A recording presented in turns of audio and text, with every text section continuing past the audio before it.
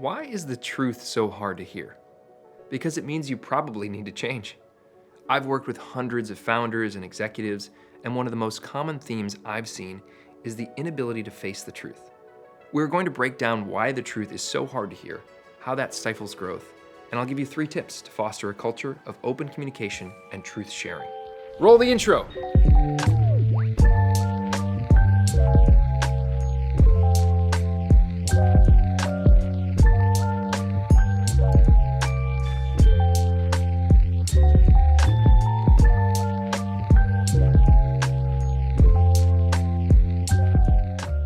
What's up, everybody? My name is Jason Shafton, and I'm the founder of Winston Francois, a growth consulting firm. Welcome to another video where I growth-splain, give you the unvarnished truth, and help you become a better marketer and leader. Now, let's get into the real reason you're here, the truth. It can set you free, but only if you are willing to listen. As a fractional CMO, one of the most common themes I've seen is the inability to face the truth within an organization. So why is the truth so hard to hear? As humans, we all have a set of implicit biases, meaning we unconsciously form a bias that affects our judgments, decisions, and behaviors, and we may not even be aware that we're doing it. Some examples include confirmation bias, attribution bias, overconfidence effect, recency bias, and affinity bias. This isn't great because it stops us from actively listening and clouds our decision-making. I experienced this day in and day out at Winston Francois. People want to hear that their product is amazing, their go-to-market strategy is brilliant, they're so different, they're so special, and everyone loves them. And what I have to tell them is that they're not that different based on what they're saying, and they're not that special, and their product isn't good enough yet.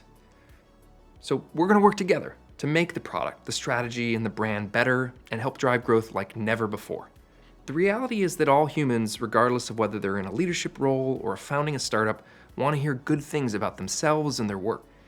Nobody wants to be told that their baby's ugly. But unless you are willing to hear and accept the truth, change isn't possible. Acceptance is the precondition for change. It allows us to admit that a problem exists and that some adaptation or solution is necessary. Now let's talk growth and culture. How are an organization's growth and culture impacted by the willingness to share and accept the truth? First off, fear-driven cultures where employees and leaders avoid sharing negative feedback stifles innovation and growth, both personal growth and the company's growth. And at the end of the day, the buck stops with the CEO, the founder, the president, whoever the person is that sets the tone for the whole team. Do they empower and hold people accountable? Do they let them run and operate autonomously? Or are they micromanagers? Do they use fear and intimidation, which breeds a culture where people do not feel safe to express the truth? Are they a seagull, swooping in, shitting all over things, and then flying away? I've seen great managers set up a team for success by saying, hey, here's your budget, growth team. Here are the goals we have as a business. Come back to tell me how you're going to hit those goals with that budget. You want to build a culture where people are like, hell yeah, I own this. This is my thing. I can do this. Companies undermine their growth when they don't empower people. The leaders don't ask for feedback, give feedback, do it constructively, do it openly, and are unwilling to learn and grow. Growth is stifled. All right, story time. I worked with a company and I told the founder and CEO that he was blaming everybody else for the problems in his business. He got super defensive and he said, "You're calling me a liar?" I said, "I'm reporting the facts back to you and how I perceive them, and you're telling me that makes you sound like a liar." And I just paused. It was a very hard conversation. Later, he sent me a message saying it was hard to hear those things, but he was going to lean in, and I watched him lean in and take a lot of ownership and accountability after that. A good leader can hear things that are hard, take that input, and start leading from the trenches with the team and say, I'm by your side. I'm with you in this. I'm not telling you what to do. I'm going to do the work with you. So what are some strategies leaders can use to foster a culture of open communication and truth sharing? Here are my top 3 tips. 1, have open sessions with the whole company, all hands meetings, on a frequency that everyone can expect. Weekly, every month, every few weeks, the cadence doesn't matter as much as consistency does. When I worked at Google, Larry and Sergey would get up in front of the whole company every Friday, tell us what was going on, and answer questions.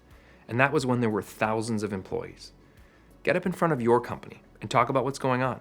Have open dialogue and allow people to ask hard questions and answer the hard questions. Don't hide behind HR. 2, get in the habit of giving and receiving feedback regularly.